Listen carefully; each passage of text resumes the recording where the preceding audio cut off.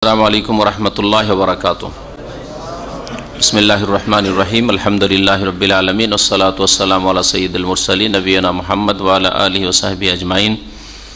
अम्मा बाद फ़क़द क़ाल अल मुअल्लिफ़ रहिमहुल्लाहु तआला व अन अनस रज़ियल्लाहु अन्हु क़ाल क़ान रसूलुल्लाह सल्लल्लाहु अलैहि वसल्लम इज़ा इर्तहला क़ब्ल अन तज़ीग़ा अश-शम्सु अख़्ख़रा अज़-ज़ुहरा इला वक़्तिल अस्र सुम्मा नज़ला फ़जमा बैनहुमा फ़इन ज़ाग़त अश-शम्सु क़ब्ल अन यर्तहिल सल्ला अज़-ज़ुहरा सुम्मा रकिबा मुत्तफ़क़ुन अलैह व फ़ी रिवायतिन लिल हाकिम फ़िल अर्बईन बिइस्नादिन सहीहिन सल्ला अज़-ज़ुहरा वल अस्रा सुम्मा रकिब व लि अबी नुअयमिन फ़ी मुस्तख़रज मुस्लिम काना इज़ा ख़रज फ़ी सफ़र काना इज़ा काना फ़ी सफ़र फ़ज़ालत अश-शम्स सल्ला अज़-ज़ुहरा वल अस्रा जमीअन सुम्मा इर्तहल।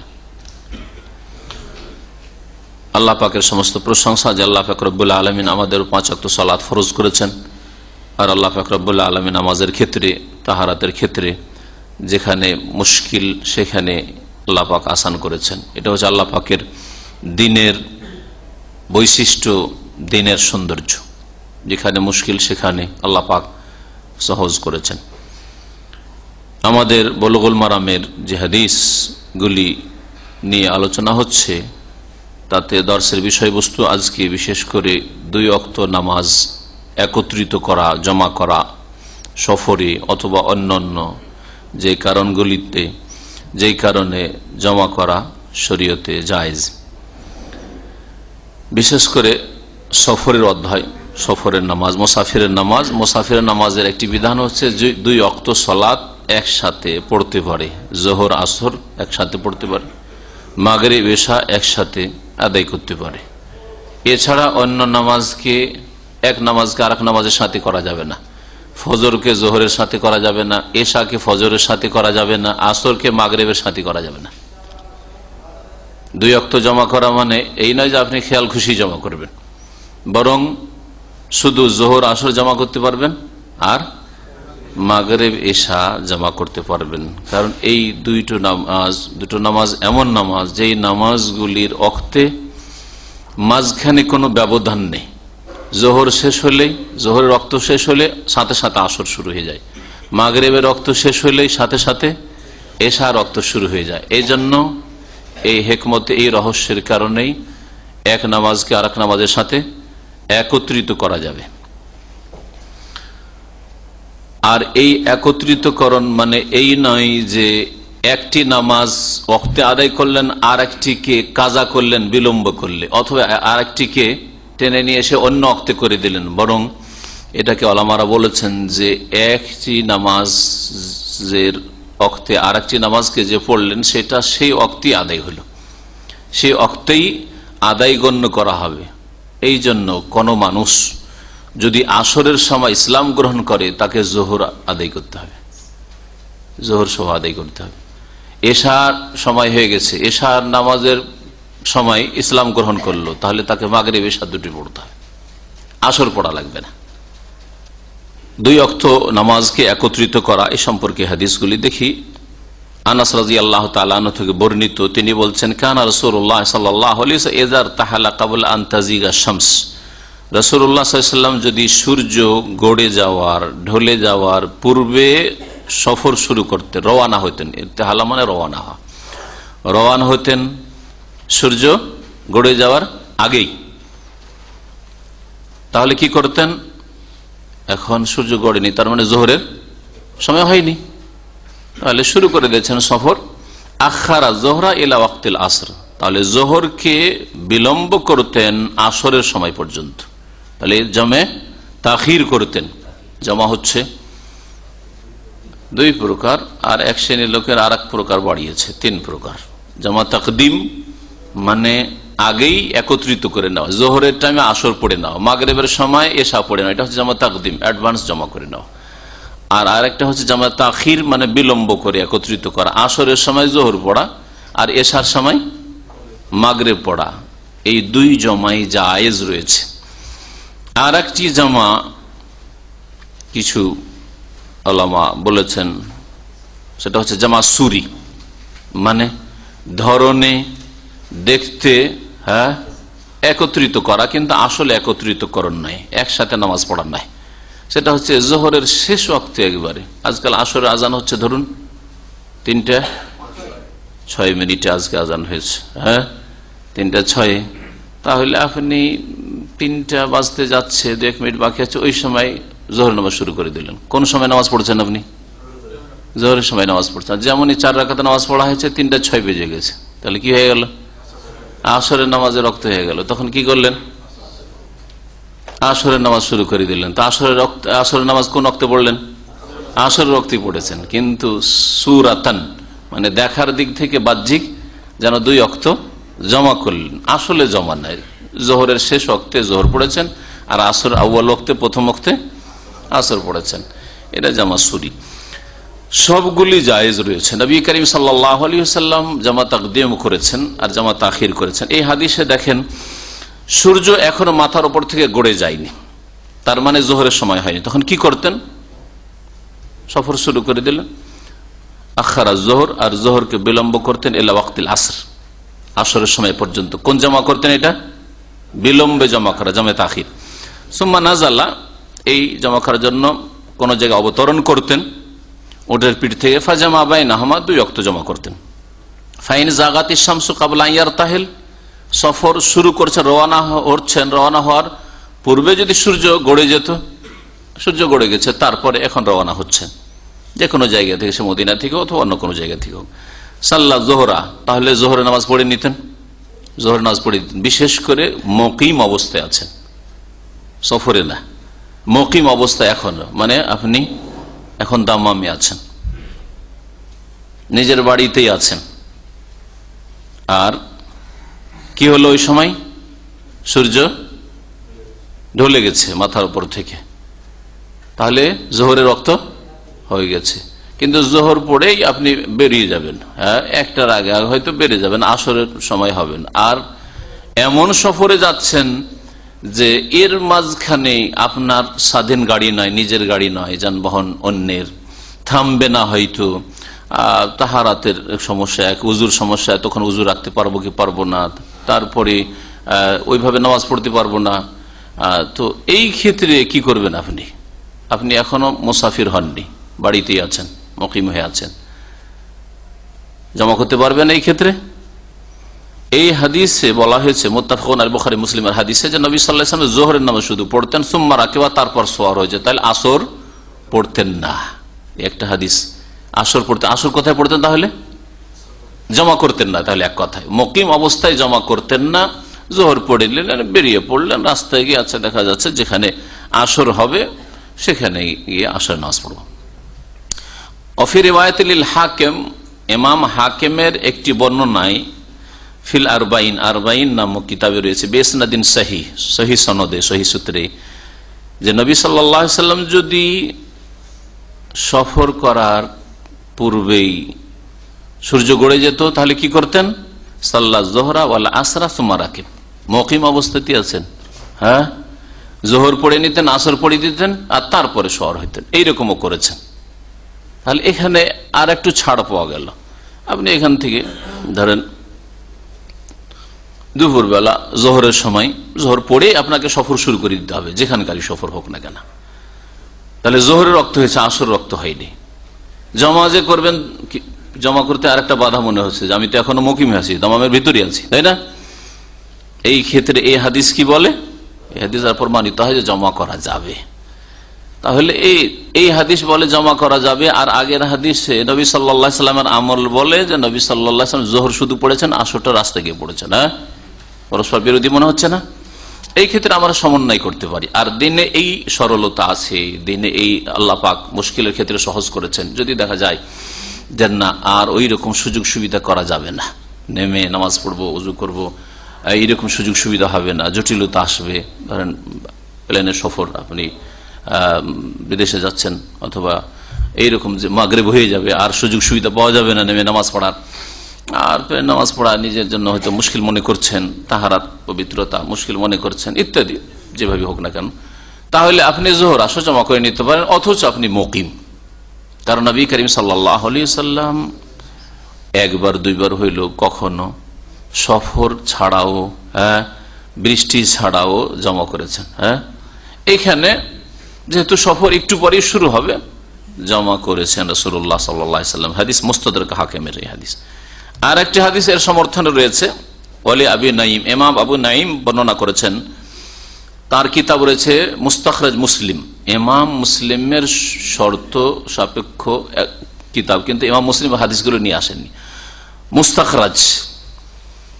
মুস্তাখরাজ বলা হয়। তো মুস্তাখরাজে তিনি বর্ণনা করেছেন, কানা ইযা কানা ফি সাফার, রাসূলুল্লাহ যখন সফরে হইতেন, তাহলে সফরে কিন্তু এখানে আছেন, এখানে মুকিম অবস্থায় না।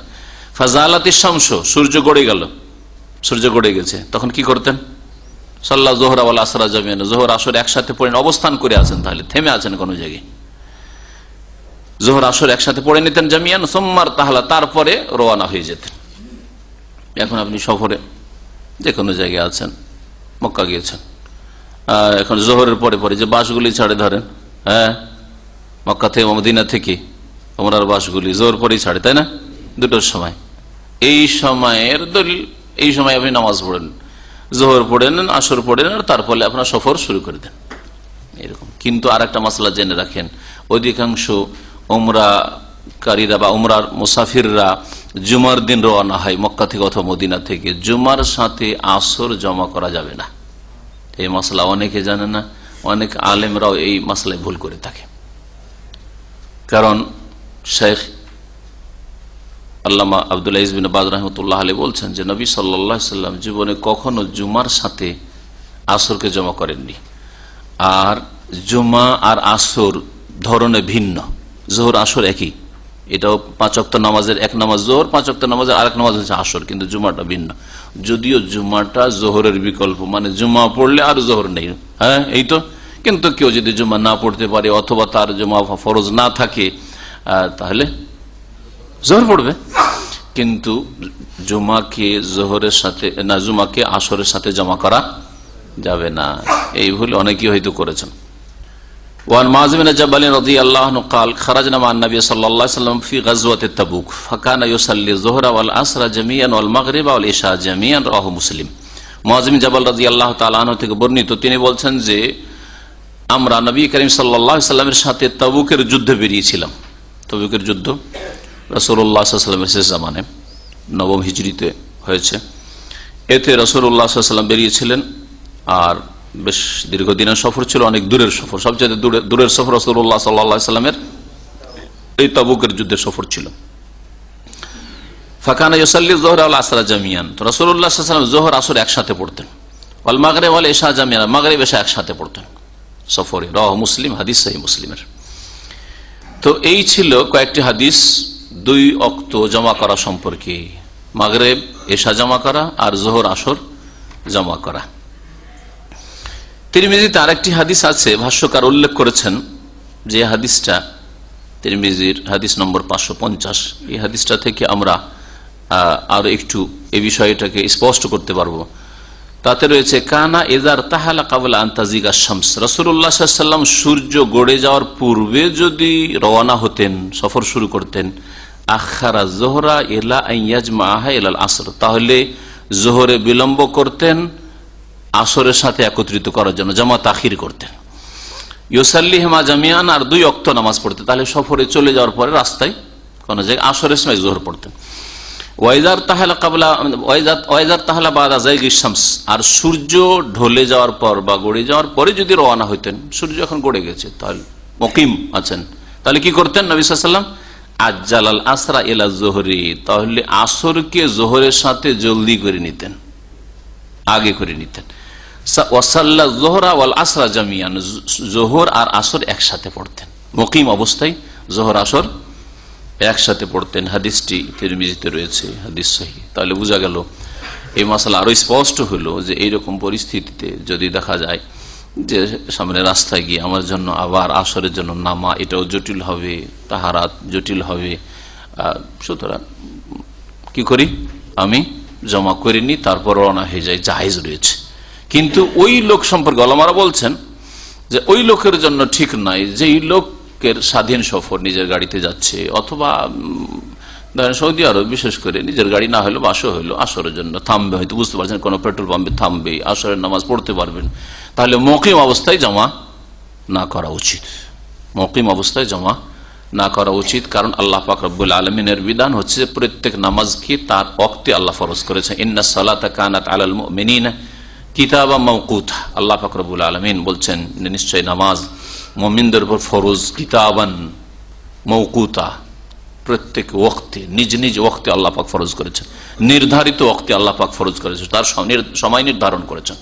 এই জন্য মেরাজ থেকে ফিরে যেই দিন আসলেন রাসূলুল্লাহ সাল্লাল্লাহু আলাইহি ওয়াসাল্লাম রাতে আসলেন, সকালবেলায় জিবরাইল আলাইহিস সালাম মক্কায় আসলেন, আসার পরে 2 দিন থেকেছেন রাসূলুল্লাহ সাল্লাল্লাহু আলাইহি ওয়াসাল্লামের সাথে। ইমাম হয়েছেন জিবরাইল আলাইহিস সালাম, মুক্তাদি হয়েছেন রাসূলুল্লাহ সাল্লাল্লাহু আলাইহি ওয়াসাল্লাম। একদিন আউয়াল ওয়াক্তে নামাজ পড়িয়েছেন, আর একদিন শেষ ওয়াক্তে নামাজ পড়িয়েছেন। 2 দিনে 10 ওয়াক্ত নামাজ পড়িয়ে দেওয়ার পরে বললেন, ইয়া মুহাম্মদ, হে মুহাম্মদ সাল্লাল্লাহু আলাইহি ওয়াসাল্লাম, আল ওয়াক্তু মা বাইনা হাযাইনি, নামাজের ওয়াক্ত হচ্ছে এই 2 ওয়াক্তের মাঝখানে, এর মাঝখানে যোহর আসরের নামাজ, মাগরিব এশার নামাজ, ফজরের নামাজ, এর মাঝে একদিন প্রথম ওয়াক্তে, একদিন শেষ ওয়াক্তে, এর বাইরে নামাজ নাই। তাহলে যখন আপনি ঠিক আপন আপন টাইমে নামাজ আদায় করতে পারছেন, তখন কিন্তু জমা করা যাবে না, তখন জমা করা যাবে না, আর নামাজ যথেষ্ট হবে না এরকম জমা করলে বিনা উজুরে। মাঝখানে কসরের একটা হাদিস নিয়ে এসছেন, যে কসরের বিস্তারিত আলোচনা গত সপ্তাহ হয়ে গেছে। হাদিস যেহেতু এসছে, সুতরাং হাদিসটা আপনাদের সামনে তরজমা এবং ব্যাখ্যা করে দিই। وعن ابن عباس رضي الله عنهما قال قال رسول الله صلى الله عليه وسلم لا تقصروا الصلاة في أقل من 4 برد من مكة إلى عسفان رواه الدارقطني بإسناد ضعيف والصحيح أنه موقوف كذا أخرجه ابن خزيمة। আব্দুল্লাহ ইবনে আব্বাস রাদিয়াল্লাহু তাআলা আনহুমা থেকে বর্ণিত, তিনি বলছেন রাসূলুল্লাহ সাল্লাল্লাহু আলাইহি ওয়াসাল্লাম বলেছেন, লা তাকসুরুস সালাত, তোমরা নামাজে কসর করিও না, ফি আকাল্লা মিন 4 বুরুদ, 4 বুরদের, 4 বারিদের কম হলে, 4 বারিদের কম দূরত্ব হলে তোমরা কসর করিও না। মানে কসরের তাহলে দূরত্ব কতটা হইতে হবে? কমপক্ষে 4 বারিদ হইতে হবে। 4 বারিদ কত দূর? বারিদ যদি কেউ না বুঝতে পারে, তাহলে এক জায়গা থেকে আর এক জায়গা বুঝিয়ে দিয়েছেন রাসূলুল্লাহ সাল্লাল্লাহু আলাইহি ওয়াসাল্লাম। যেমন মিন মক্কা ইলা উসফান, মক্কা থেকে উসফান পর্যন্ত যে দূরত্ব রয়েছে, মক্কা থেকে উসফান, মক্কার বাইরে জেদ্দার পথে। এবার গত 2-3 সপ্তাহ আগে যে জেদ্দা গেলাম, সেখানে উসফানে একটা আমার বক্তব্য ছিল। তো উসফানটা মক্কা থেকে 80 কিলোমিটার দূরে, উসফান হচ্ছে মক্কা থেকে 80 কিলোমিটার দূরে, আর জেদ্দা শহরেরও বাইরে। তো জেদ্দা শহর থেকে কাছাকাছি হবে, 40-50 কিলোমিটার হবে, আর মক্কা থেকে 80 কিলোমিটার হবে। তো মক্কা থেকে উসফানের যে দূরত্ব রয়েছে, এটা হচ্ছে 4 বুরুদ, 4 বারিদ। বারিদের বহু বচন হচ্ছে বুরুদ, 4 বারিদ। তো বারিদ কত এটা বলবো, তার আগে জানা এই হাদিসটা কোন কিতাবে রয়েছে। রাওয়াহু দারকুতনি, ইমাম দারকুতনি তার সুনানে দারকুতনি বর্ণনা করেছে বিসনাদিন যায়িফ, কিন্তু সনদ হচ্ছে দুর্বল। তো নবী করিম সাল্লাল্লাহু আলাইহি ওয়াসাল্লাম বলেছেন এটা কিন্তু দুর্বল। আর ইমাম ইবনে হাজার রাহমাতুল্লাহ বলছেন ওয়াস সাহিহু আন্নাহু মাওকুফ, আর সহিহ হচ্ছে, বিশুদ্ধ কথা হচ্ছে যে এই হাদিসটা মওকুফ। মওকুফ মানে এটা রাসূলুল্লাহ সাল্লাল্লাহু আলাইহি ওয়াসাল্লামের বাণী নয়, বরং আব্দুল্লাহ বিন আব্বাসের বক্তব্য, উক্তি।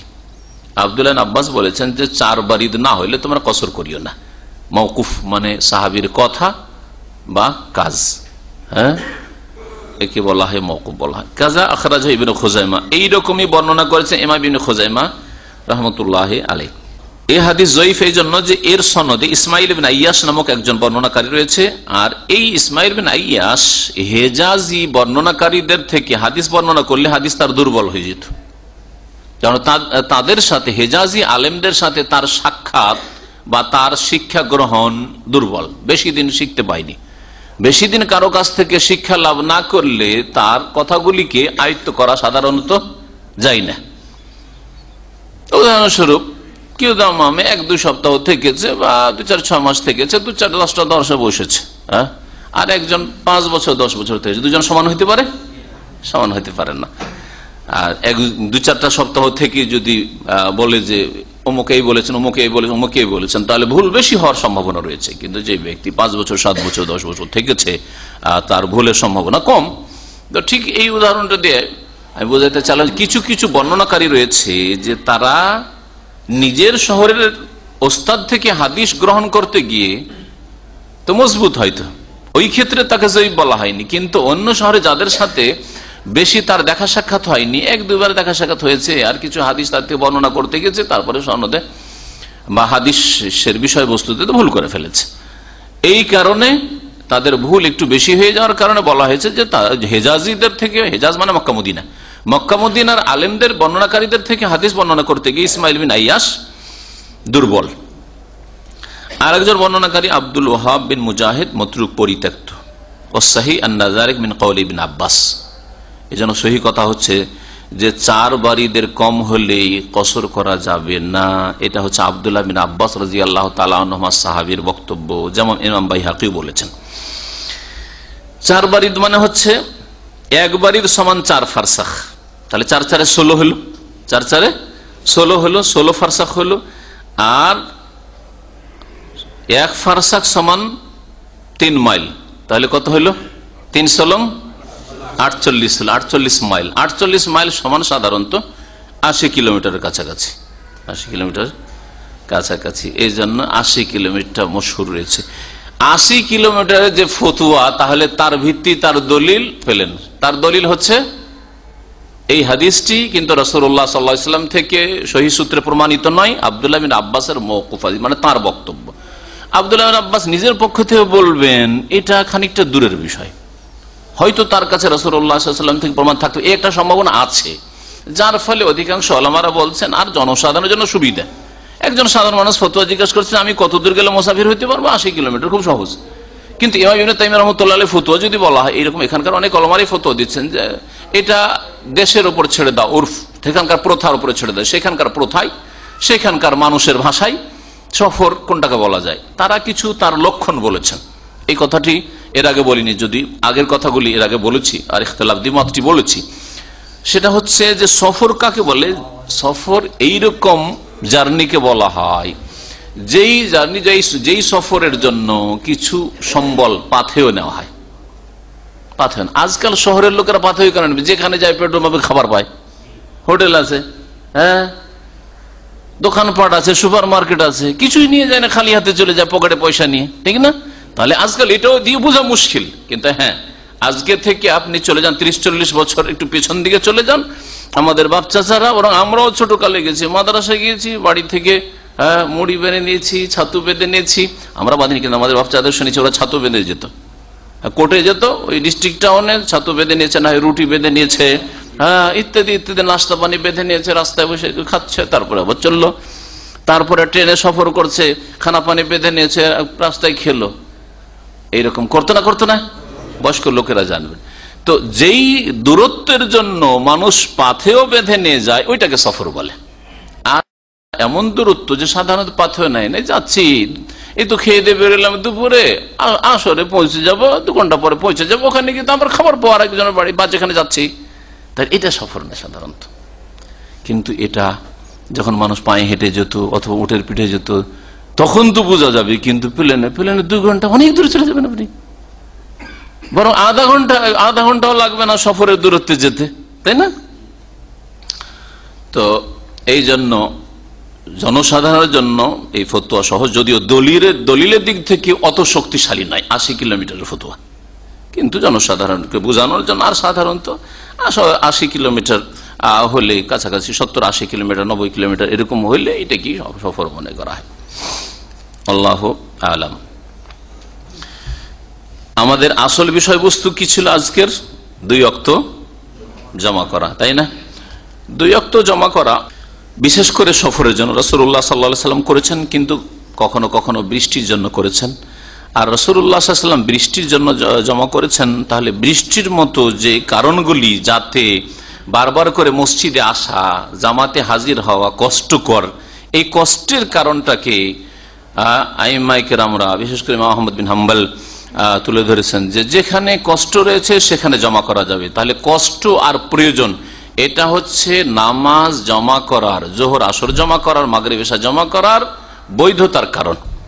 যেখানে আপনার কষ্ট বা প্রয়োজন জমা না করলে খানিকটা মুশকিল হচ্ছে, তাহলে সেখানে জমা করবেন। সেটা সফরও হইতে পারে, বৃষ্টি তো হইতে পারে, রাস্তাঘাটে কাদা হয়ে গেছে, এটা হইতে পারে, তারপরে ঝড় তুফান হইতে পারে, ঝড় মাগরিবে কোন রকম গিয়েছি যে ঝড় চলছে আর এর সাথে আসা মুশকিল, তাহলে জমা করে না। বৃষ্টি নেই কিন্তু ঝড় আছে, বৃষ্টিতে জমা করা যাবে, ঝড়ে জমা করা যাবে না, করা যাবে। এইরকমই অসুস্থ যদি থাকে, বারবার আসতে পারবো না, তাহলে জমা করে নি। ভয়, কোন কোন ওলামারা বলছেন ভয়ের ক্ষেত্রে জমা করা যায়। ভয় মানে শত্রুর ভয়, কিন্তু অনেক গবেষক ওলামারা বলেছেন না, যদি কারো ভয় থাকে তাহলে বাড়ি থেকে বেরোবে না, বাড়িতে নামাজ পড়বে, তার জন্য জামাতে যাওয়া। জামাত ফরজ নয়, জামাত ওয়াজিব নয় তার জন্য। যদি মনে হয় যে দিনে আমার যেতে অসুবিধা নেই, দুশ্মন বলে ভয় নেই মাগরিবে যেতে, কিন্তু এশাতে গেলে রাতের অন্ধকারে ভয় আছে, তারা যাবে না, বাড়িতে নামাজ পড়ে। জমা করা আর কসর করায় পার্থক্য, জমা করা আর কসর করায় পার্থক্য রয়েছে। জমা করা হচ্ছে জায়েজ, প্রয়োজনে, কষ্ট হইলে, আর কসর করা হচ্ছে কি ওয়াজিব, সুন্নাতে মুআক্কাদা না জায়েজ? সুন্নাতে মুআক্কাদা। এই ক্ষেত্রে দুটি মত রয়েছে। একটা মত হচ্ছে যে কসর হচ্ছে ওয়াজিব, ইমাম আবু হানিফা রাহমাতুল্লাহ আলাইহির মত এটি, কসর হচ্ছে ওয়াজিব। কসর কি ওয়াজিব যেহেতু তারা বলে, এই জন্য আমাদের দেশের মানুষরা আমাকে অনেক সময় জিজ্ঞেস করে যে শেখ আমি তো এখানে আসলে গেছিলাম সফরে, কিন্তু 4 রাকাত পড়ে ফেলেছি, ভুল করে ফেলেছি কিনা। এই প্রশ্ন এই জন্য উঠে, কারণ মগজের ঢুকে আছে যে কসর করা ওয়াজিব, তাহলে তো ওয়াজিব তরক হয়ে গেছে, গুনাহগার হয়ে গেছি।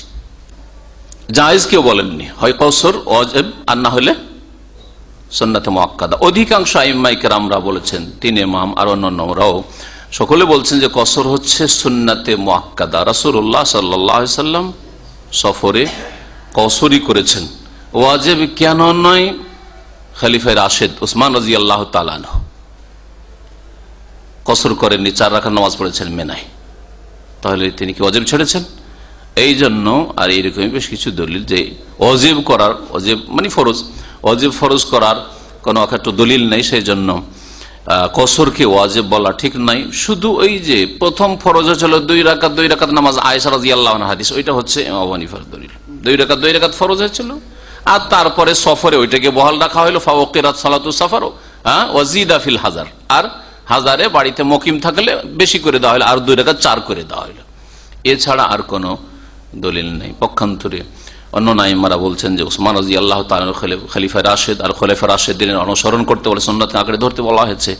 তিনি মেনাতে 4 রাকাত পুরা নামাজ পড়েছেন, তাহলে আর সাহাবাই কেরামরা ওই রকম বিরোধিতা করেননি, চুপ থেকেছেন। যদি ওয়াজিব তরক হয়ে যেত তাহলে অবশ্যই বিরোধিতা করতেন, কিন্তু আব্দুল্লাহ বিন মাসউদ সাহাবী তিনি আপত্তি করলেও বিরোধিতা মানে এরকম নাই যে জামাত ছেড়ে আলাদা নামাজ পড়েছেন, এরকম করেননি, জামাত ছাড়েননি। কসর করা ওয়াজিব হলেও গুনাহগার, তো গুনাহগার হতে যাবে নাকি? জামাত ছাড়েননি বলছে। তিনি বলেছেন ইন্নাল খিলাফা শাররুন, কেউ বলল যে আপনি যখন তার বিপরীত ফতোয়া দিচ্ছেন তাহলে আপনি আবার 4 কেন পড়ছেন ওসমানের সাথে? তখন বলছে দেখো, খলিফার সাথে, রাষ্ট্র নেতার সাথে ইখতিলাফ করা, দ্বিমত করা, এটা হচ্ছে খারাপ মন্দ কাজ, এতে ফিতনা ছড়াবে, এতে গ্রুপিং দলাদলি হয়ে যাবে, আমার দলে কিছু লোক চলে আসবে, বিভাজন দেখা যাবে, এক উম্মতে ফাটল ধরবে, এটা জায়েজ নয়। সেই জন্য আমি ইখতিলাফ করছি না, 4 পড়ছি, তিনিও 4 পড়েছেন, কারণ খলিফার, অথচ সুন্নাতে মুআক্কাদার খেলাফ, তারপরেও তিনি আনুগত্য করেছেন। তাহলে এতে থেকে আরো বোঝা যায় যে কখনো যদি এইরকম অপ্রীতিকর অবস্থা হয় আপনার জন্য, যে আপনি সুন্নতের খেলাফ কাজ করতে হচ্ছে, কিন্তু এতে ঐক্য বহাল থাকছে, এতে ফাটল ধরছে না, অথবা এতে ফিতনাকে এড়াতে পারছেন, ফিতনা থেকে মুক্ত থাকতে পারছেন বা রাখতে পারছেন দেশের মানুষকে, তাহলে সেই ক্ষেত্রে ইখতিলাফ হচ্ছে শর। কিন্তু যেখানে কাবিরা গুনার বিষয় আসবে, যেখানে বড় অপরাধের বিষয় আসবে না, সেখানে অবশ্যই হাত টেনে নিতে হবে, কারণ আল্লাহ পাকের নাফরমানি করে কারো আনুগত্য করা জায়েজ নয়। উলামায়ে কেরামদের ইখতিলাফ রয়েছে নামাজ জমা করা সম্পর্কে, যে নামাজ জমা করা কি, এই নামাজ জমা করা জায়েজ তো কেমন জায়েজ, আগে না পরে না শুধু বাহ্যিক জামা সুরি, এই মর্মে ইখতিলাফ রয়েছে। ভাষ্যকার বলছেন ইখতিলাফ আল উলামা ফি জাওয়াজিল জামই ইলা সালাসাত আকওয়াল, উলামাদের ইখতিলাফ রয়েছে নামাজ জমা করা সম্পর্কে, আর তাদের 3টি মত রয়েছে। ফাজাহাবাল জমহুর, অধিকাংশ উলামায়ে কেরাম, ইমাম শাফি, ইমাম আহমদ, 2 ইমাম আর তার সাথে মুহাদ্দিসিন কেরামরা, তারা বলছেন জাওয়াজু জামই তাকদিম ও তাখির, আগে করেও জমা করা জায়েজ, আর তাখির বিলম্ব করে জমা করা জায়েজ। জোহরের সময় আসর পড়াও জায়েজ, আর আসরের সময় জোহর পড়াও জায়েজ। এইরকমই মাগরিবের সময় এশা পড়ে নেওয়া জায়েজ, আর মাগরিব এশার সময় পড়ে নেওয়া জায়েজ। সুতরাং আপনারা সফরে অনেক সময় দেখেন যে ড্রাইভার মাগরিব হয়ে অন্ধকার হয়ে চলে যাচ্ছে, গাড়ি চালিয়ে যাচ্ছে, হইচই শুরু করে দেয়। এটা অজ্ঞতা, হইচই কেন করবে? আমি সফরে আছি, এরকম হয়েছে, আমি চুপ আছি, ঠিক আছে, অন্ধকার হলো অসুবিধা, আমি তাখির করলাম, ড্রাইভার থামতে চাই না, ও ভাবছে যে হয়তো গিয়ে এমন এক জায়গায় থামবো যে সেখানে নাস্তা বানিয়ে আবার তো খাওয়া দাওয়া হয়ে যাবে, হয়তো এসার সময় মাগরিব জমা করবো, রাত 9টার সময়, অসুবিধা দেখি, হ্যাঁ পিছন থেকে হইচই শুরু করে দিয়েছে। এইরকমই যদি দেখা যায় যে জোহরের সময় থামছে না, আসরের সময় থামলো না, কোনো অপরাধ করেনি। যদিও নবী করিম সাল্লাল্লাহু আলাইহি ওয়াসাল্লাম বেশিরভাগ চেষ্টা করেছেন জামে তাকদিম করার, কিন্তু জামে তাখিরও করেছেন। বাইনা যুহরি ওয়াল আসরি ওয়া বাইনাল মাগরিব ওয়াল ইশা, এই দুই চার রক্ত শুধু জমা করা যাবে। ওয়া যাহাবা মালিকুন ফি ইহদার রিওয়ায়াতাইন আনহু ইবনে হাজম ইলা জাওয়াজ জামই তাখির দুনা তাকদিম। ইমাম মালিকের একটি মত হচ্ছে, আর ইমাম ইবনে হাজম জাহিরিদের একটা মযহাব ছিল, যেটা প্রায় আজকাল নিশ্চিহ্ন হয়ে গেছে। তবে কিছু লোক আছে জাহিরি ধরনের ফতোয়া দেনেওয়ালা, মানে একটা কিছু পেলেই আর কিছু গভীরভাবে চিন্তা করে দেখলো না, এরকম আছে, আর ফতোয়া দিয়ে দিল। তো এটা জাহিরিদের লক্ষ্য। ইমাম মালিক রহমতুল্লাহ আলাইহি আর ইবনে হাজম জাহিরি বলছেন যে জামা তাখির তো জায়েজ, কিন্তু তাকদিম জায়েজ নয়। অর্থাৎ জোহরকে আসরের সময় পড়তে পারবেন, মাগরিবকে এশার সময় পড়তে পারবেন, হ্যাঁ, কিন্তু জামা তাকদিম মানে আসরকে আপনি টেনে এসে জোহরেই পড়ে ফেললেন, মাগরিবের সময় এশা পড়ে ফেললেন, এটা চলবে না, এই মত ঠিক না। ওয়াজাহাব আবু হানিফা সাহেবা, ইমাম আবু হানিফা আর তার দুই সঙ্গী, সাহেব মানে সঙ্গী, সঙ্গী কি মানে কি? আজকাল আমরা সঙ্গী বলি যারা কলিগ তাদেরকে, হ্যাঁ, ছাত্র ছাত্রের সঙ্গী, ওস্তাদ ওস্তাদের সঙ্গী, স্টাফ এরা সঙ্গী। কিন্তু আগের ভাষায়, আইম্মা কিরামদের ভাষায় এরকম সঙ্গী বলা হয়তো ছাত্রদেরকে, আপনারা আমার সঙ্গী, হ্যাঁ, আনতুম আসহাবি। নবী সাল্লাল্লাহু আলাইহি সাল্লামের সাথী সঙ্গী আসহাব, আল আনতুম আসহাবি, নবী সাল্লাল্লাহু আলাইহি বলছেন সেই সাহাবীরা তোমরা আমার সাথী সঙ্গী, আসহাবি, এইজন্য সাহাবায়ে কেরাম বলা হচ্ছে আসহাব। ইমাম আবু হানিফার দুই সঙ্গী মানে ইমাম আবু ইউসুফ আর ইমাম আবু মুহাম্মদ রাহমাতুল্লাহি আলাইহিম আজমাইন। দুইজন যেহেতু খুব বড় মাপের সঙ্গী ছিলেন, তারা বড় ইমাম ছিলেন, সেজন্য দুই সঙ্গীর কথা না হলে আর আরো ছাত্র যেমন ইমাম জোফার, আরো অনেকে আছে। তারা কি বলেছেন? জাওয়াজ, বলছেন যে জাওয়াজহু মুতলাকান, জায়েজ আছে জমা করা, কিন্তু কি আদমে জাওয়াজহি মুতলাকান, এমনি জায়েজ নাই, জামা তাকদিমও জায়েজ না, জামা তাখিরও জায়েজ নাই, ইল্লা আন ইয়াকুনা জামআন সুরিয়ান, জমা সুরি শুধু জায়েজ। শুরুতে আমি বলেছি জমা হচ্ছে তিন প্রকারের, জমা তাকদিম, তাখির আর সুরি। সুরি মানে আসলে জমা করলেন না, উদাহরণ দিলাম না, জোহরের শেষ ওয়াক্তে জোহর পড়লেন, আর যেই আসরের আজানের টাইম হচ্ছে তখন আসর শুরু করে দিলেন। মাগরিবের শেষ ওয়াক্তে মাগরিবটা পড়া হইলো, আর এশার টাইম হয়ে গেছে, পশ্চিম দিক অন্ধকার হয়ে গেছে, পশ্চিম দিকে যে লাল আভা থাকে শাফাক, সেটা গায়েব হয়ে গেছে, এশার ওয়াক্ত শুরু হয়ে গেছে, আবার শুরু করে দিলেন। জামা সুরি তাদের কাছে জায়েজ। এই জন্য নামাজ জমা করার ক্ষেত্রে এরা খুব শক্ত করবে না। এমনকি হজে এসেও আরাফাতে জমা করতে চায় না, মুজদালিফায় জমা করতে চায় না, এইরকম এরা অনেকেই করে থাকে। তো জামা সুরি এদের কাছে জায়েজ, আর জামা তাকদিম তাখির জায়েজ নাই। কিন্তু হাদিসে স্পষ্ট দেখলেন, তাই না? স্পষ্ট দেখলেন না, তাকদিমও করতেন, তাখিরও করতেন। রাসূলুল্লাহ সাল্লাল্লাহু আলাইহি ওয়াসাল্লাম জোহরের টাইমে আসর পড়তেন, কখনো কখনো আসরের টাইমে জোহর পড়তেন, মাগরিবের টাইমে এশা পড়তেন, এশার টাইমে মাগরিব পড়তেন, যখন যেমন সুবিধা হইতো। এটা মানুষের সুবিধার উপর, আপনার যেটা সুবিধা হচ্ছে, আপনার সাথে যারা যাত্রী আছে তাদের যেটা সুবিধা হচ্ছে ওই সময় জমা করে, অসুবিধা নেই। অধিকাংশ আইম্মায়ে কেরামরা যে সবগুলি জমা জায়েজ করেছেন।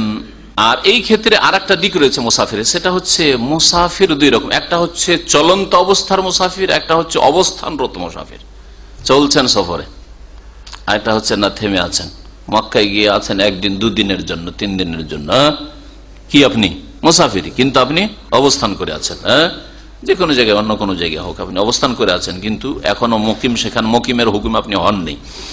তো এই জমাটা শুধু চলন্ত অবস্থায় যখন জার্নি চলছে সেই সময় শুধু, নাকি যখন অবস্থান করে থাকবেন তখন? অধিকাংশ আইম্মাকেরা বলছেন সাওয়াউন কানাল মুসাফিরুন নাজিলান ফি সাফারি, সফরে কোনো জায়গায় অবস্থানকারী হোক, আও জাদ্দান বিহিস সাইর, অথবা সফররত অবস্থায় হোক। ওয়াস্তাদাল্লু, আর অধিকাংশ আইম্মায়ে কেরামরা মুয়াত্তা মালিকের হাদিস 330 নম্বর হাদিস মুআয রাদিয়াল্লাহু তাআলা হতে বর্ণিত, তারা দলিলে পেশ করেছেন নবী সাল্লাল্লাহু আলাইহি ওয়াসাল্লাম কি করতেন? আখারা সালাতা ইয়াওমান ফি গাজওয়াতি তাবুক, একবার নামাজ বিলম্ব করলেন তাবুক যুদ্ধে। সুম্মা খারাজা, তারপরে বের ফাসাল্লা যুহরা ওয়াল আসরা জামিয়ান, যোহর আসর একসাথে পড়লেন। সুম্মা দাখালা, তারপরে প্রবেশ করলেন। সুম্মা খারাজা, তারপরে আরেকবার বেরোলেন তাঁবু থেকে। ফাসাল্লাল মাগরিব ওয়াল ইশা, আর মাগরিব ইশা জমা করলেন। নবী সাল্লাল্লাহু আলাইহি ওয়াসাল্লাম এইভাবে জমা করেছেন। আর এর আগে জমার হাদিসগুলো দেখলেন, আগে পরে সব রকম জমা নবী সাল্লাল্লাহু আলাইহি ওয়াসাল্লাম করেছেন। জমা করার ক্ষেত্রে আরেকটি যে মাসলা আসলো, যে শুধু চলন্ত অবস্থায় জমা করবেন না অবস্থানরত অবস্থায় মুসাফির আপনি জমা করতে পারবেন। এই মর্মে উত্তম হচ্ছে যখন চলছেন তখন জমা করেছেন, যখন অবস্থান করে কোনো জায়গায় আছেন তখন জমা করিয়েন না। মক্কায় মদিনায় বসে আছেন, মক্কা মদিনায় তো মানুষ নেকির জন্য মসজিদে যায়, সেজন্য আপন আপন ওয়াক্তে পড়ে। অন্য কোনো জায়গার কথা বলি তাহলে বেশি উদাহরণটা সুন্দর হবে, তাই না? এখান থেকে গিয়ে আপনি রিয়াজে বা জিদ্দে আছেন, অবস্থান করে আছেন হোটেলে বা যে কোনো জায়গায়। এখন ওখানে অবস্থান করা অবস্থায় আপনি যোহর আসর একসাথে জমা করবেন নাকি আলাদা আলাদা সময় নামাজ পড়বেন? মাগরিব এশা একসাথে জমা করবেন না আলাদা আলাদা সময় পড়বেন? যদিও জমার মশলাটি আগেই বলেছি কি জায়েজ, সুন্নাত বলবেন না, জায়েজ। কিন্তু নবী সাল্লাল্লাহু আলাইহি ওয়াসাল্লাম যেহেতু জমা করেছেন সেই জন্য এই ছাড়টা কবুল করা উচিত। এই ক্ষেত্রে যখন চলার অবস্থায় থাকবেন তখন জমা করা উত্তম, আর যখন আপনি অবস্থান করে কোন জায়গায় থাকবেন তখন আপন আপন ওয়াক্তে নামাজ পড়াই উত্তম, আপন আপন অবস্থা ওয়াক্তে নামাজ পড়া উত্তম। তাহলে যখন আপনি জিদ্দায় অথবা রিয়াজে আপনি অবস্থান করে আছেন, জোহরের সময় আজান হচ্ছে নামাজ হচ্ছে, জোহর পড়েন, আসরের সময় আজান হচ্ছে নামাজ হচ্ছে, নামাজ পড়েন।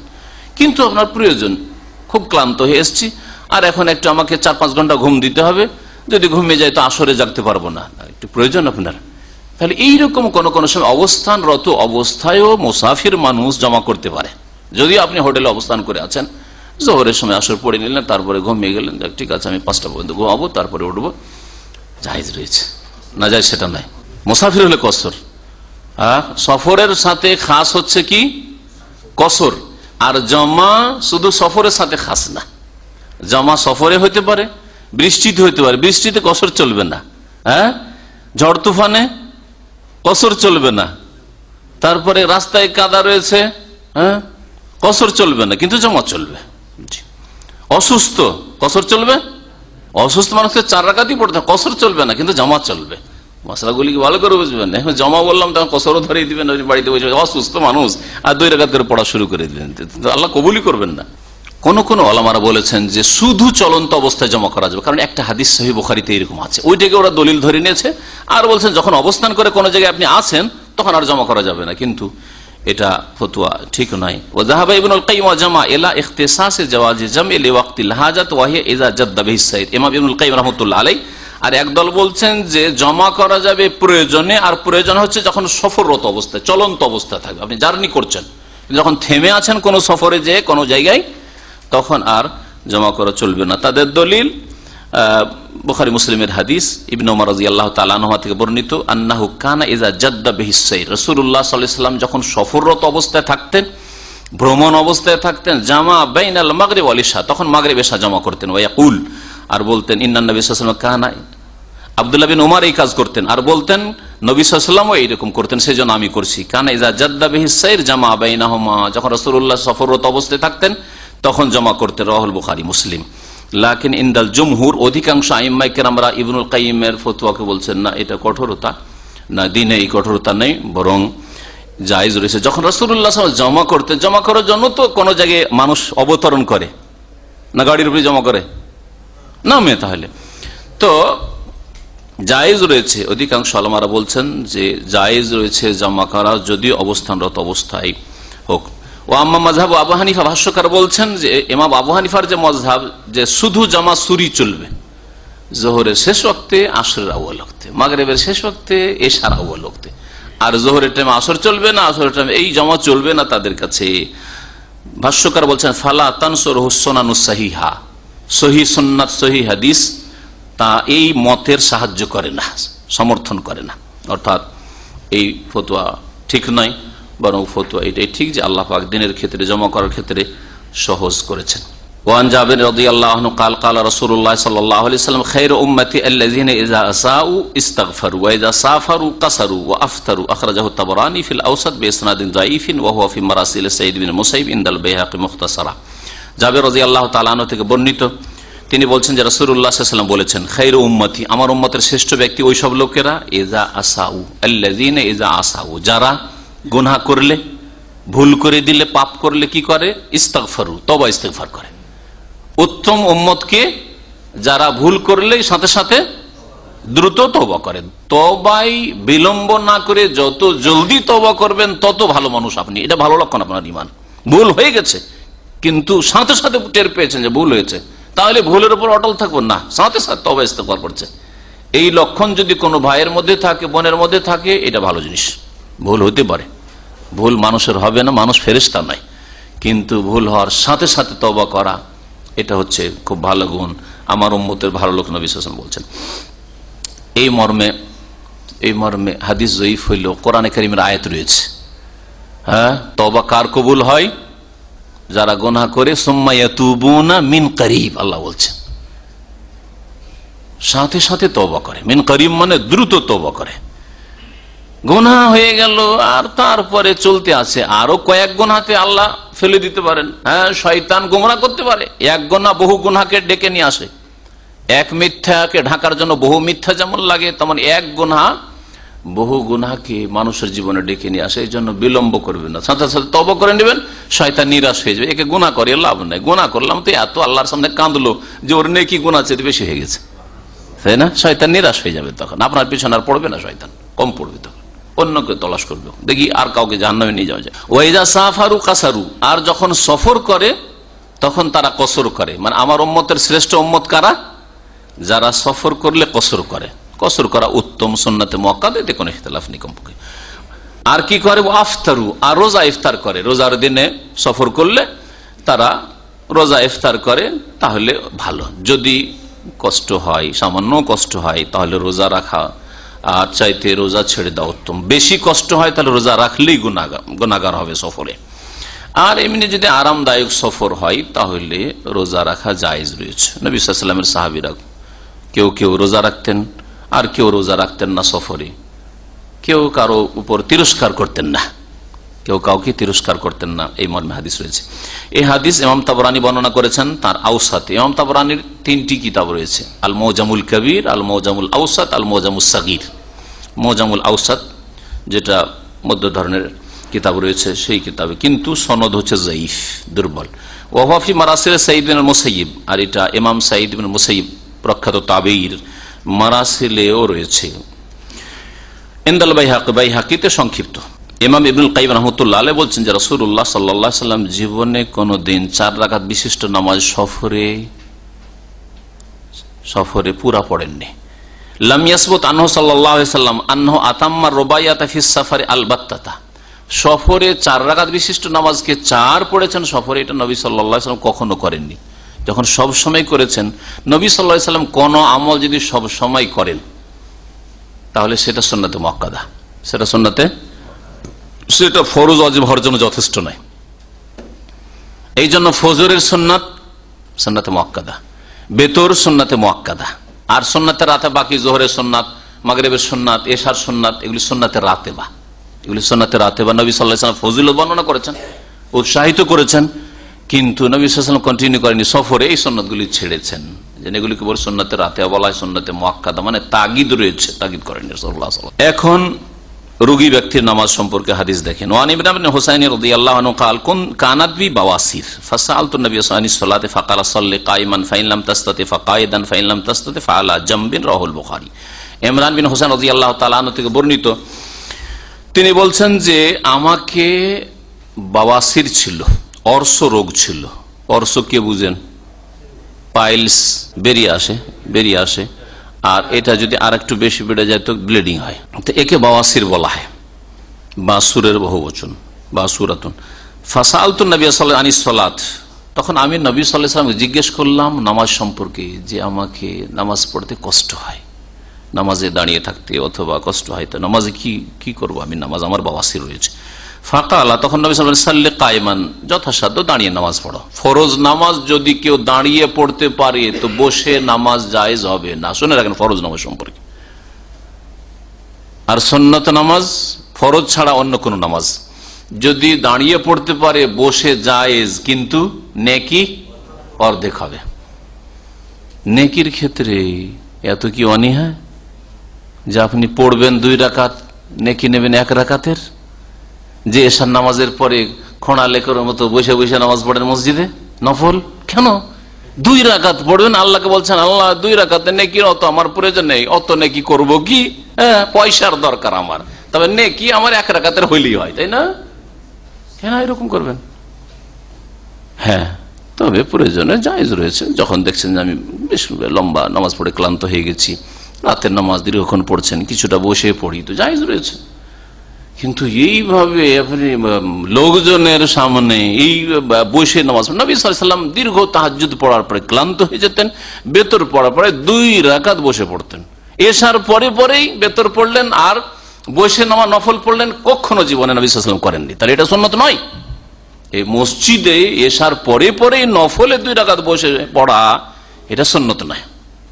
সুন্নাত হচ্ছে তাহাজ্জুদ গুজার লোক তাহাজ্জুদ পড়েছে দীর্ঘ সময় ধরে, আর তারপরে ক্লান্ত ভাবছে 2 রাকাত নামাজ পড়ি, আর নবী সাল্লাল্লাহু আলাইহি ওয়াসাল্লাম যখন পড়েছেন আমিও বেতরের পরে 2 রাকাত নামাজ পড়ি, বসে পড়তে পারে, তার জন্য সুন্নাত, তার জন্য জায়েজ।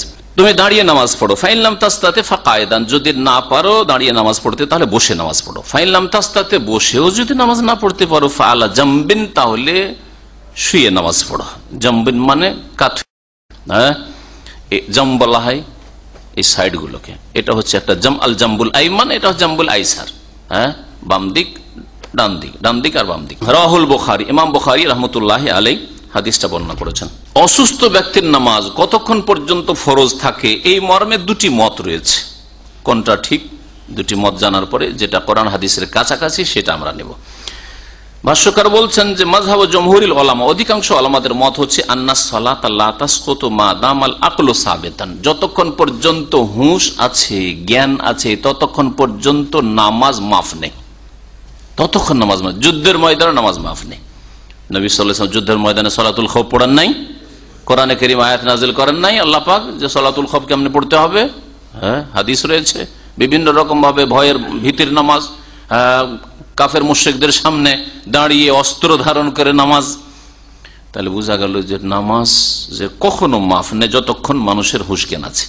ও আন্নাহু ইন লাম ইয়াস্তাতিল ইমা বিরাসিহি, দাঁড়িয়ে পারলো না বসে পড়বে, বসে পারলো না শুয়ে পড়বে, শুয়ে শুয়ে অঙ্গ প্রত্যঙ্গ হিলাতে পারছে না, তাহলে কি করবে? মাথা, শুধু মাথা ঝুঁকাবে, যদি মাথা ঝুঁকাতে পারে। মাথাও ঝুঁকাতে পারে না, তাহলে আওমা বেতারফেই, তাহলে চোখের ইশারায়, হালকা ইশারায় রুকু, একটু বেশি ইশারায় চোখের ইশারায় সেজদা করবে, আর ওই সময় সেজদা তসবিহ করবে। লেখক আরো বলছেন ভাষ্যকার, ওয়াইল্লাম ইয়াস্তাতিল কিরাআতা বিলিসানিহি, জবানে পড়তে পারে না, জবান বন্ধ হয়ে গেছে কিন্তু হুঁশ আছে। হয় এরকম, ব্রেন স্ট্রোক হলে সবকিছু বুঝতে পারছে কিন্তু জবান খোলে না, কথা বলতে পারে না, কথা বলতে পারে না। একজন আলেমের সম্পর্কে আমাদের এক ভাই বর্ণনা করলো যে হঠাৎ করে জোহরের নামাজের পরে, জোহর নামাজ পড়ে মুসাল্লায় বসে আছে, আর কথা বলছে না, তাকাচ্ছে, কথা বলতে পারছে না। তারপরে ঝরঝর করে চোখ দিয়ে পানি আসে, কান্না করছে। তখন উনি ভিতরে বুঝতে পারছেন যে আমি কিন্তু অসুস্থ হয়ে পড়েছি আর আমি কথা বলতে পারছি না, কিন্তু লোকেরা আশেপাশে বুঝতে পারছেন তসবিহ করছে হয়তো বসে বসে, না ঝরঝর করে চোখ দিয়ে পানি বেরোচ্ছে। তো এটা হয় ব্রেন স্ট্রোক হলে বা যে মস্তিষ্কে রক্তক্ষরণ হলে। পড়তে পারছে না জবানে কিন্তু হুঁশ দিশা আছে। কারাআ বিকলবিহি, তাহলে হৃদয়ে অন্তরে সূরা ফাতিহা পড়বে, অন্তরে তাসবিহ পড়বে, অন্তরে আত্তাহিয়াত পড়বে, অন্তরে দরুদ পড়বে, অন্তরে সালাম ফিরবে, অন্তরে তাকবীর তাহরিমা দেবে, তাকবীরাতুল ইন্তেকাল বলবে, সামিআল্লাহু লিমান হামিদাহু বারাকাতুহু। কেমন করে অন্তরে পড়ে? অন্তরে পড়া হচ্ছে ওই বাক্যগুলিকে অন্তরে ফিরানো।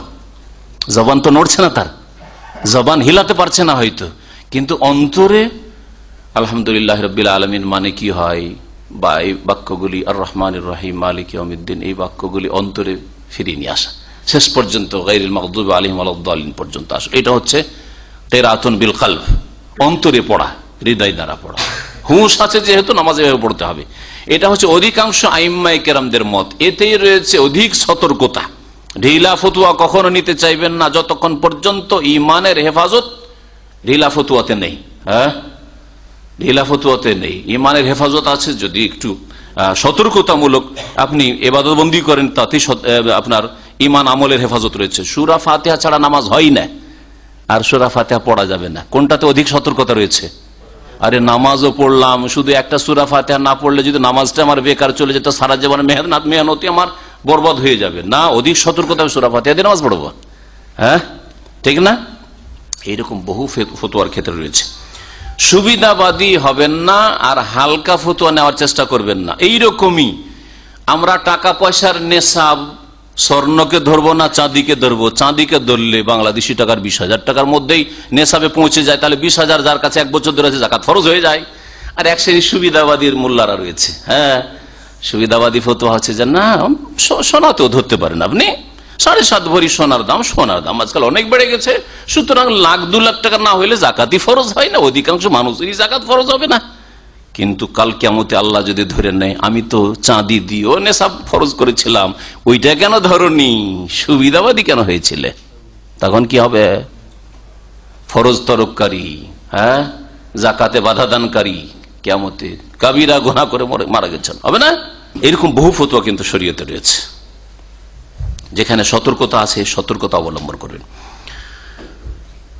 ওয়াজাহাবা শেখ তাকিউদ্দিন ইমাম ইবনে তাইমিয়া রাহমাতুল্লাহ আলাইহি বলছেন যে আন্নাহু ইযা আজিজাল মারিজ আনিল ইমা বিরাসি, মাথা দিয়ে যদি ইশারা না করতে পারে তাহলে চোখের ইশারায় নামাজ পড়তে হবে না।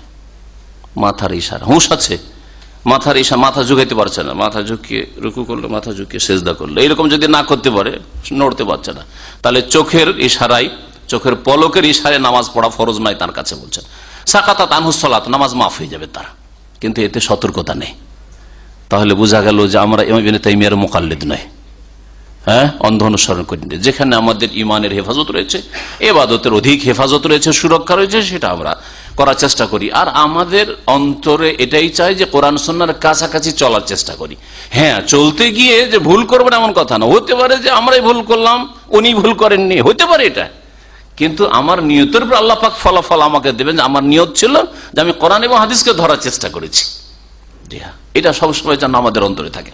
এই জন্য ভাষ্যকার বলছেন ওমাযহাবুল জুমহুর আহওয়াত, অধিকাংশ আইম্মায়ে কেরামরা বলছেন যতক্ষণ হুঁশ জ্ঞান আছে চোখের ইশারাই হইলেও নামাজ পড়তে হবে, বরং কলবে পড়তে পারছেন না, সূরা দোয়া পড়তে পারছেন না, কলবে পড়েও, হৃদয় দিয়ে পড়েও নামাজ পড়তে হবে। এটাই হচ্ছে অধিক সতর্কতা, এহতিয়াত, অধিক সতর্কতা। লিআন্নাল আসলা ওজুবুস সালাত মওজুদ, কারণ আসল হচ্ছে যে মুসলিমের ওপর নামাজ ফরজ, মুসলিমের ওপর নামাজ ফরজ। সুতরাং আমার জিম্মাতে নামাজ আছে, আপনার জিম্মা, আপনি অসুস্থ ব্যক্তি, আপনার জিম্মায় নামাজ আছে, যতক্ষণ আপনার হুঁশ আছে এটাই আমরা ধরে নেব, আমার এতে অধিক। আল্লাহ এই কথা জিজ্ঞেস করবে না, আরে তোর হুঁশ ছিল তো কি হইলো, তুই মাথা ঝোঁকাতে পারছিলি না, কেন নামাজ পড়েছিস, এটা জিজ্ঞেস করবেন।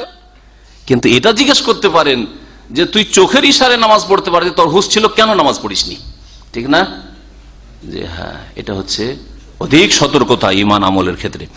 ওয়ান জাবের রাদিয়াল্লাহু আনহু, জাবের রাদিয়াল্লাহু তাআলা হতে বর্ণিত কাল, তিনি বলছেন আদান নবী সাল্লাল্লাহু আলাইহি ওয়াসাল্লাম মারিজান, নবী সাল্লাল্লাহু আলাইহি ওয়াসাল্লাম একবার অসুস্থ ব্যক্তির জিয়ারত করলেন, মানে অসুস্থ ব্যক্তিকে দেখতে গেলে সাক্ষাৎ করলেন। ইয়াদত করা মানে পরিচর্যা করা হয়, দেখাশোনা করা হয়, দেখতে যাওয়া হয়, খোঁজ খবর নেওয়া হয়, ব্যাপক অর্থ, যা বাংলা একটা শব্দ দিয়ে ইয়াদতের অর্থ করা খুব মুশকিল। ফারাহু ইউসাল্লি আলা ওয়াসাদাতিন, ওই লোকটিকে দেখলেন যে সে নামাজ পড়ছিল একটা বালিশের উপর, মানে বালিশের উপর সিজদা করছিল, বালিশটা দিয়ে একটু উঁচা করে, যেমন অনেকে আজকাল ওই দিয়ে মজলিসের ওই যেটা হেলান দেওয়ার থাকে না, আর ওরা কি করে ওটা সামনে রেখে, অথবা একটা টুল বা চেয়ারকে সামনে রেখে চেয়ারে বসে কি করছে, সিজদা করছে হয়তো ওই টুলের ওপর বা এর ওপর, বুঝছেন, হ্যাঁ, বা খাটের ওপর। ফারামা বিহা, নবী সাল্লাল্লাহু আলাইহি ওয়াসাল্লাম ওর বালিশটাকে চালিয়ে ফেলে দিলেন, সরাই দিলেন। ওয়াকাল, আর বললেন সাল্লি আলাল আরদ ইন ইসতাতা, যদি পারো তুমি জমিনের উপর নামাজ পড়ো, মাটিতে নিচে নামাজ পড়ো।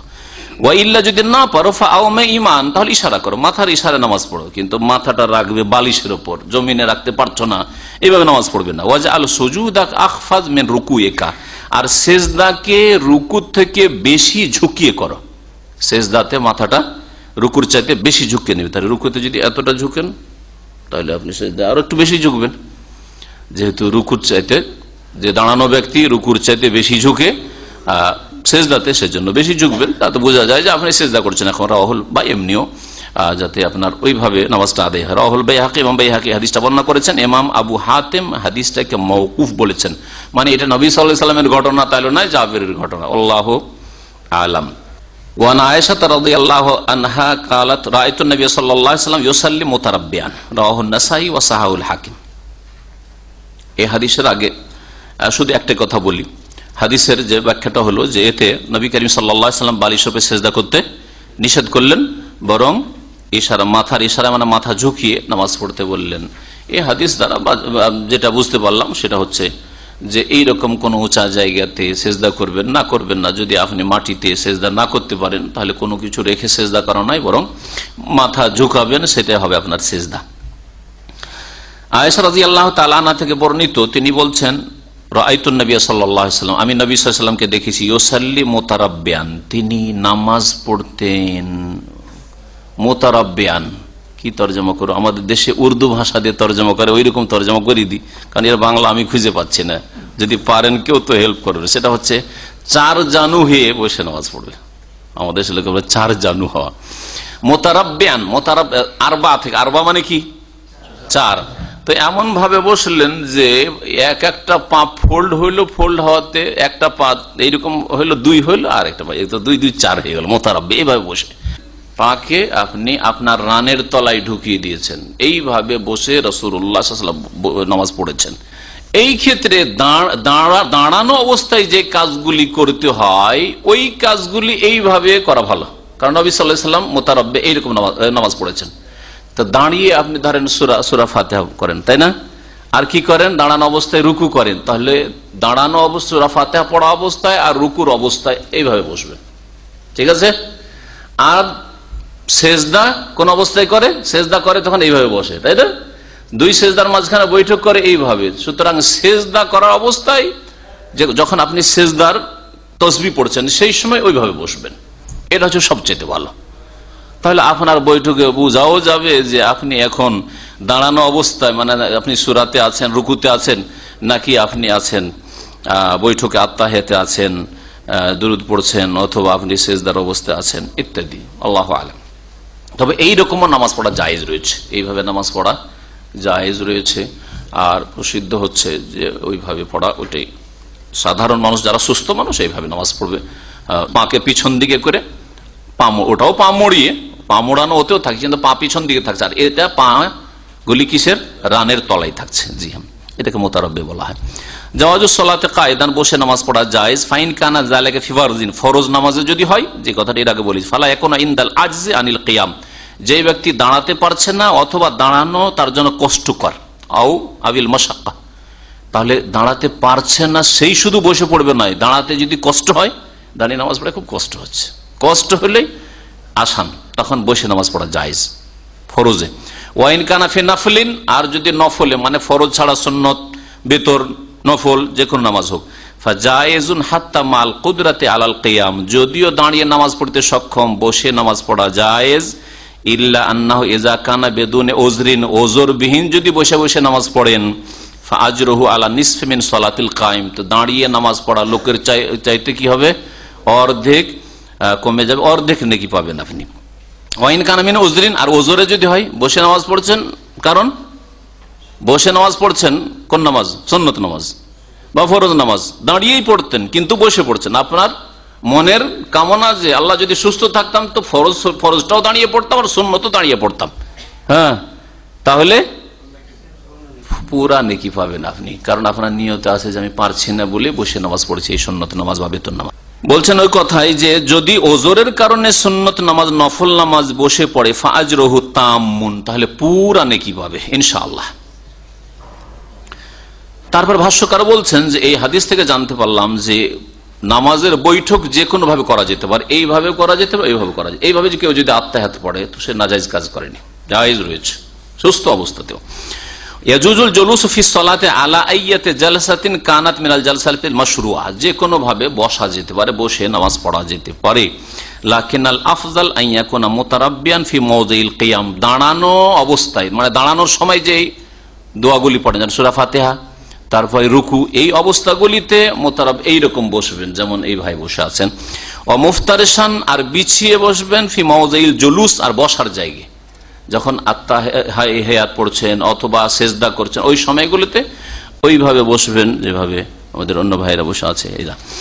ওয়াসসালাতু মুতারাব্বিয়ান হিয়াল্লাতী যাকারাত আয়েশা, আয়েশা রাদিয়াল্লাহু তাআলা আনহা শুধু এই অবস্থাটিকে বর্ণনা করেছেন কারণ নবী সাল্লাল্লাহু আলাইহি ওয়াসাল্লাম ওইভাবে নামাজ পড়তে দেখেছেন, আর নবী সাল্লাল্লাহু আলাইহি ওয়াসাল্লামকে নামাজ পড়তে এইভাবে বাড়িতেই দেখেছেন, তো নবী সাল্লাল্লাহু আলাইহি ওয়াসাল্লাম এইভাবেও নামাজ পড়েছেন। এখানে আমাদের অসুস্থ ব্যক্তির নামাজ, মুসাফিরের নামাজ আর নামাজ জমা করা এই বিষয়গুলি শেষ হলো। আল্লাহ পাক রব্বুল আলামিন যেন আমাদেরকে কোরআন ও হাদিস বুঝার তৌফিক দান করেন, কোরআন ও হাদিসের অনুসরণ করার তৌফিক দান করেন, রাসূলুল্লাহ সাল্লাল্লাহু আলাইহি ওয়াসাল্লামের তরিকায় জীবনযাপনের তৌফিক দান করেন। আল্লাহ পাক আমাদের ভুল ভ্রান্তি যেন মাফ করে দেন, ইচ্ছাকৃত অনিচ্ছাকৃত আমাদের ভুল ভ্রান্তি হলে অন্যায় হলে আল্লাহ যেন আমাদের মাফ করে দেন। আল্লাহ পাক রব্বুল আমাদের উপর রহম করেন, আমাদের বাপ মায়ের উপর রহম করেন। আল্লাহ পাক আমাদের সকলকে জান্নাতুল ফিরদৌস দান করেন। সুবহান রাব্বিকা রাব্বিল ইজ্জাতি আম্মা ইয়াসিফুন ওয়া সালামুন আলাল মুরসালিন আলহামদুলিল্লাহি রাব্বিল আলামিন। কারণ নানা কারণ বর্ণনা করা হয়েছে, তার মধ্যে সবচেয়ে যেটা যুক্তিসঙ্গত কারণ আর সঠিক মনে হচ্ছে সেটা হচ্ছে যে তিনি ভাবলেন যে এই হজের মৌসুম আর এখানে জাহেল মূর্খ জ্ঞানী অজ্ঞানী নানান রকমের লোক বেদুইন যাযাবর সবাই হজে আসছে, এসে যদি ওই মরুভূমিতে থাকা বকরি চড়া লোকেরা উঁট চড়া লোকেরা এসে দেখে যে খলিফা 2 রাকাত নামাজ পড়ছে, তো ভাববে যে আসলে ইসলামে 2 রাকাত নামাজ আছে, আমাকে এতদিন 4 পড়তাম, তো ওই 2 নিয়ে চলে যাবে। এইরকম যেন গুমরাহি না ছড়িয়ে যায়, যার ফলে তিনি কি করেছিলেন তার ইজতিহাদ এটা যে আমার এর থেকে যেন কেউ ভুল না বুঝে মূর্খ লোকেরা, যার ফলে তিনি পুরা নামাজ পড়েছেন যে এত লোকের ভিড় ভাড়ে 4ই পড়ি, 4 নিয়ে যাক, জোহর 4 নিয়ে যাক, আসর 4 নিয়ে যায়, এশা 4 নিয়ে যায়, বুঝা গেছে। আর কেউ কেউ বলেছেন যে ওসমান রাদিয়াল্লাহু তাআলা আনহু যেহেতু মিনাতে একটা বিবাহ করে নিয়েছিলেন আর যেহেতু ফ্যামিলি এখানে আছে সেই জন্য তিনি 4 পড়েছেন, কিন্তু এইসবের কোনো বলিষ্ঠ প্রমাণ নেই তিনি মিনাতে বিবাহ করেছিলেন। আর তিনি এই কথা বলেনি যে আমি তো তিনি করবেন তো বাকিগুলোকে কেন, তাহলে সাথে নিয়ে নামাজ পড়বেন, হ্যাঁ পুরা।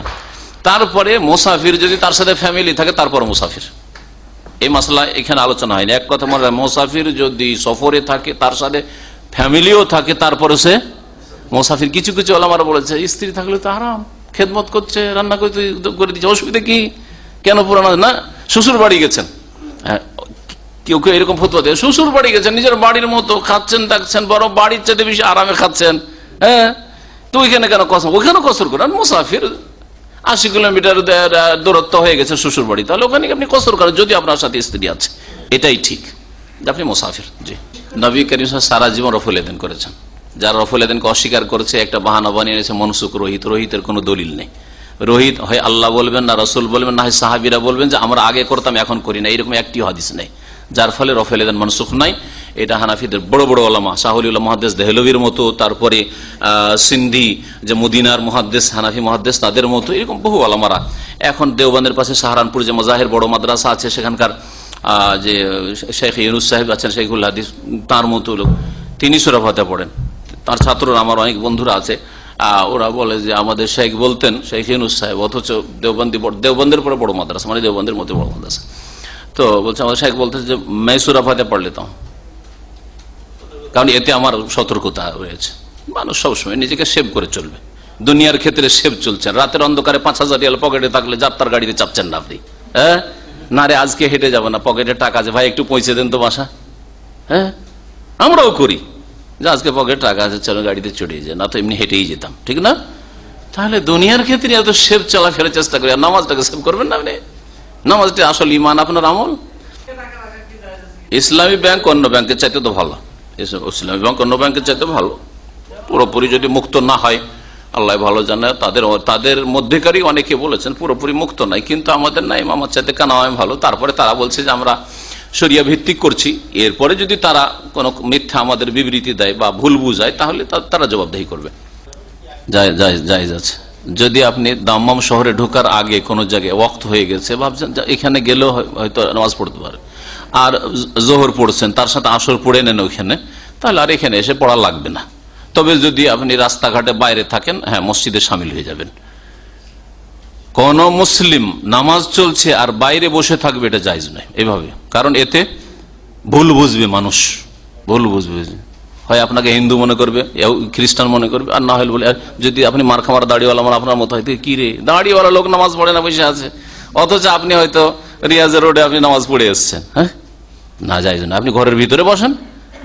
আর না হলে এইরকমই রোজার দিন পানাহারের ক্ষেত্রে বাইরে রাস্তাঘাটে হোটেলে খাবেন না। যদি আপনি দেখেন যে আমি সকাল 10টা-11টার সময় সফর থেকে আসলাম, আজকে রোজা রাখিনি, সফরে ছিলাম যেহেতু, তো আপনি লুকিয়ে খান, লোকের সামনে খাবেন না, যাতে ভুল না বুঝে মানুষ আপনাকে ফাসিক না বলে, মুত্তাহাম না করে, অভিযুক্ত না হন, এক। আর 2 নম্বর কথা, অন্যরা বিভ্রান্ত না হয়, হ্যাঁ রে অমুককে খেতে দেখেছি, আমি খেলাম তো ওই লুকি, আমি রোজা ছাড়লাম তো ওই লুকি, গুমরা হবে লোক। নিশ্চিত কসর চলবে না। স্থানীয় ইমাম, ভাই জিজ্ঞেস করছেন যে স্থানীয় ইমাম মানে সে 4 পড়বে, তাহলে ইমাম যদি 4 পড়ে তার পেছনে কসর করা জায়েজ নয়, ইমামের অনুকরণ করতে হবে এই ক্ষেত্রে। জি, 2 ওয়াক্ত জমা করলে বেশি ব্যবধান যেন 2 নামাজের মাঝখানে না থাকে। 2 নামাজের মাঝখানে এই জন্য সুন্নত পড়া নবী সাল্লাল্লাহু আলাইহি ওয়াসাল্লাম থেকে প্রমাণ নেই। 2 নামাজের মাঝখানে যদি আস্তাগফিরুল্লাহ আস্তাগফিরুল্লাহ আল্লাহুম্মা তাসামিনকা সালাম তাবারাক ইয়া যাল জালাল ওয়াল ইকরাম এতটুকু পড়ে ঠিক আছে। অথবা কারোর সাথে কোনো কথা বলে ইমামকে বলছেন 1 মিনিট এই করেন সেই করেন, একটা কিছু বললে একটা ভুল হয়েছে সেই জন্য, কিন্তু ওর মাঝখানে 10 মিনিট ইমাম সাহেব বক্তব্য শুরু করে দিল, তারপরে চলেন আসর জমা করি, এটা জায়েজ নয়, তাহলে জমা করা চলবে না। 4 মাস ফাঁসিও ফেলে তো কাফেরদেরকে বলা হয়েছে, যেমন তোমাদের সাথে চুক্তি আছে 4 মাস যেখানে যাবে, যে কাফেরকে মুসলমানদেরকে বলা হয়েছে চিল্লা লাগাও লা হাওলা ওয়ালা কুওয়াতা ইল্লা বিল্লাহ, এটা তো কোরআনে কাফেরদেরকে বলা হয়েছে যে তোমাদের সাথে এতদিনের চুক্তি, খুব ঘোরাফেরা করে নাও, হ্যাঁ মক্কার আশেপাশে যেখানে ঘুরবা ঘুরো, তারপরে না, হ্যাঁ তো বিষয় অন্যরকম, আসলে মূর্খামি এটা, জেহালত। আর এই 40 দিনের জন্য মুসা আলাইহিস সালাম গিয়েছিলেন, ওই জন্য বলছে এটা চিল্লা, আমরা ওখান থেকে দলিল পেশ করে, আল্লাহ হেদায়েত করে।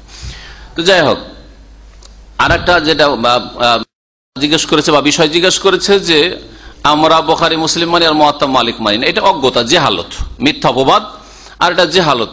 প্রথম কথা, মুওয়াত্তা মালিকের অধিকাংশ হাদিসগুলি বুখারী মুসলিমে চলে এসেছে।